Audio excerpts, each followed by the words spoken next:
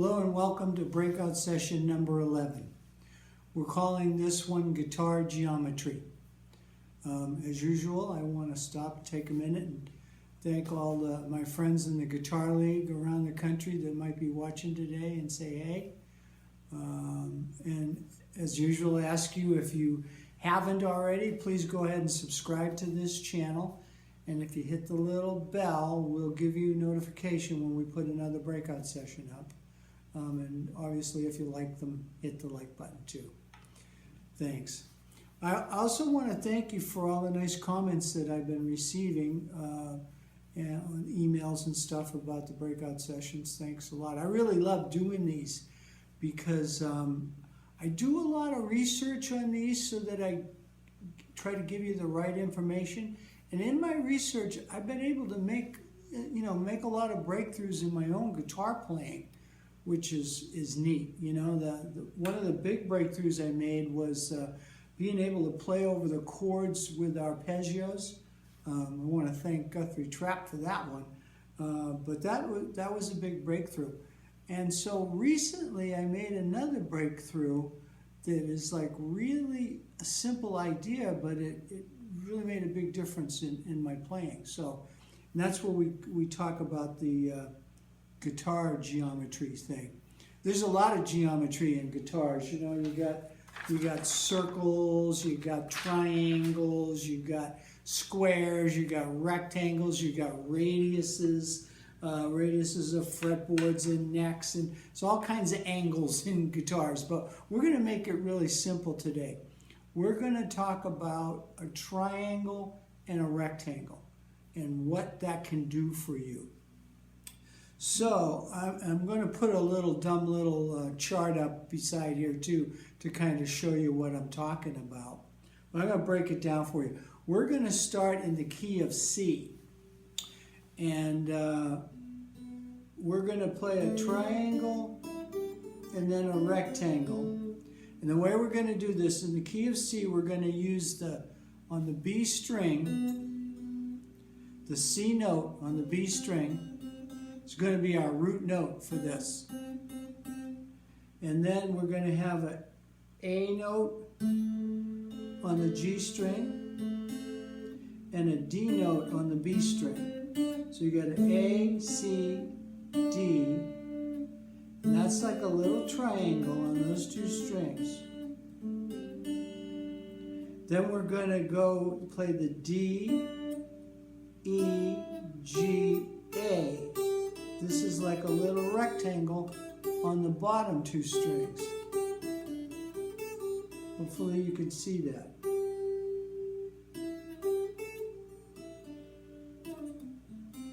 So the numerical order in the scale for this shape, this A note is the sixth in a C scale. So you got a 6, a 1, a 2, a 3, a 5, and a 6. Those are the numbers of the scale, okay? The A note, which we said was the 6th, also in every scale you do this in, this top of the triangle will become the major third of the 4 chord in the scale you're in.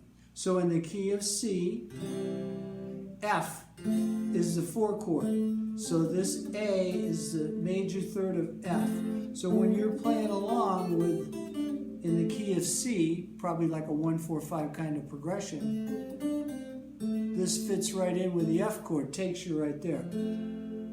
Okay, so now the next beauty of this triangle, rectangle, now we're going to move the root. We're going to use the exact same notes. And we're going to move the root to the G string. That A note is going to become our root. So you got the A, C, D, E, G, A. This is now the minor pentatonic scale. The first one, the C, was the major pentatonic scale, first one I showed you. It's also the minor pentatonic scale if you just look at the root on the G string. So that would be if you're in A minor. So that you've got a root, a flat third, a fourth, a fifth, a sixth, and back to the root. So if you were playing in a minor, you could use this little triangle, rectangular shape. Now you've got all the notes. You got all the notes of a major pentatonic and a minor pentatonic. In my research, I've been finding a theme, and that theme is less is better, and kind of slow down in your lead playing.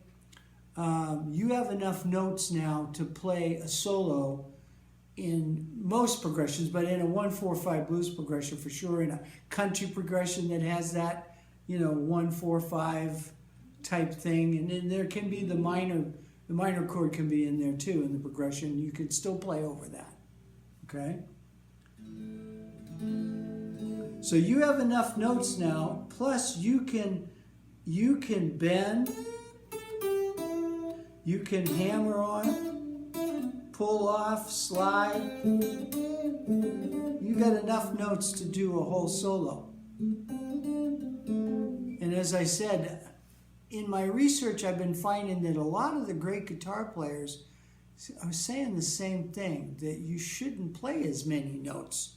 Put a lot more feeling into them. I was watching an interview with Vince Gill the other night, and he talked about when he was young and the first time he went into a studio.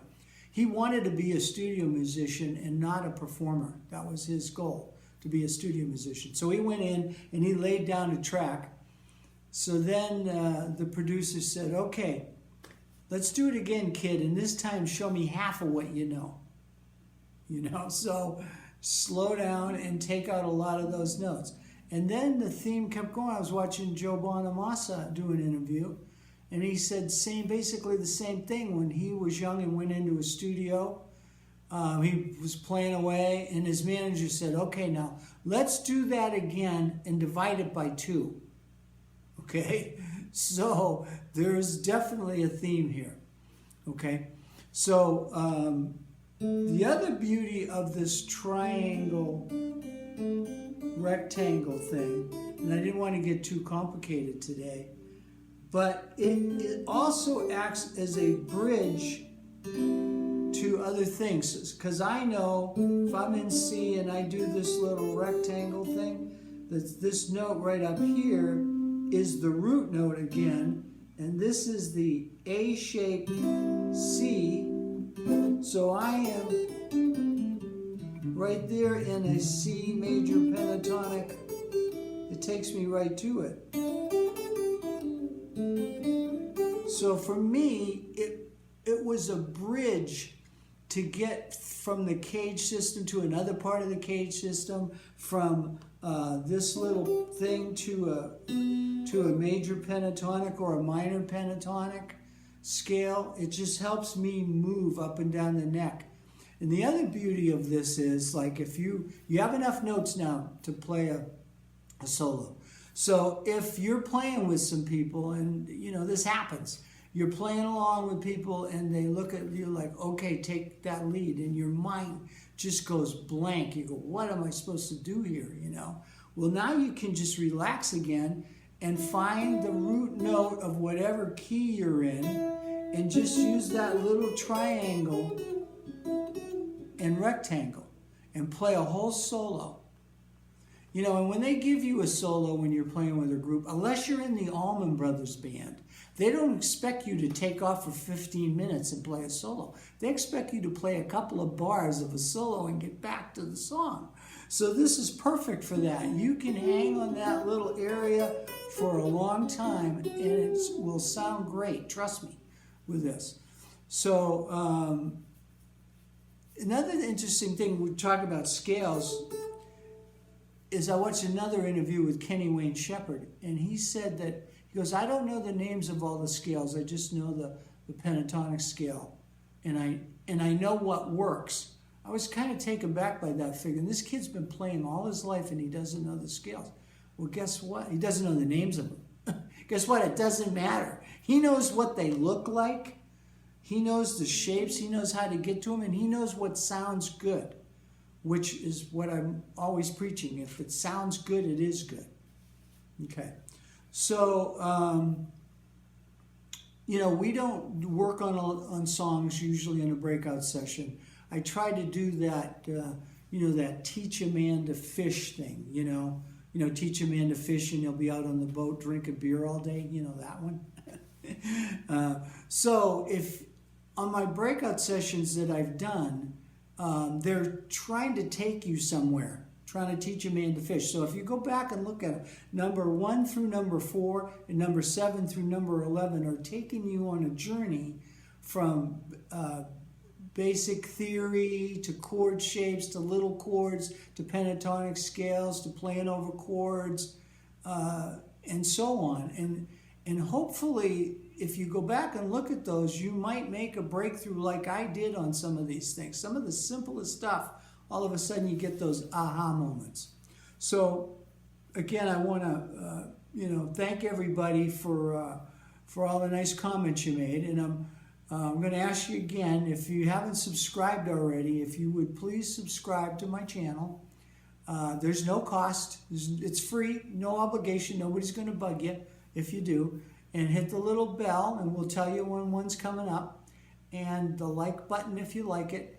And also there's the comments section, and you could put comments in there, but you could also, like if you had an idea of a breakout session that you think we should do, or questions about one that we've already done, you can go ahead and put that in the comment section. I read all those comments, and I'll be happy to get back to you on that.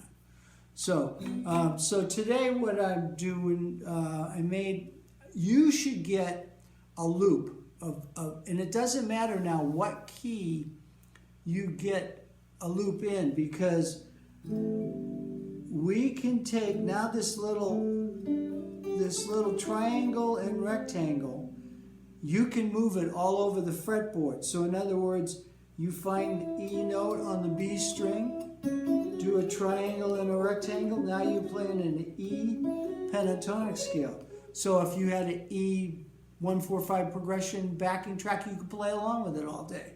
If it was a G one, you come up and find the G note on the B string.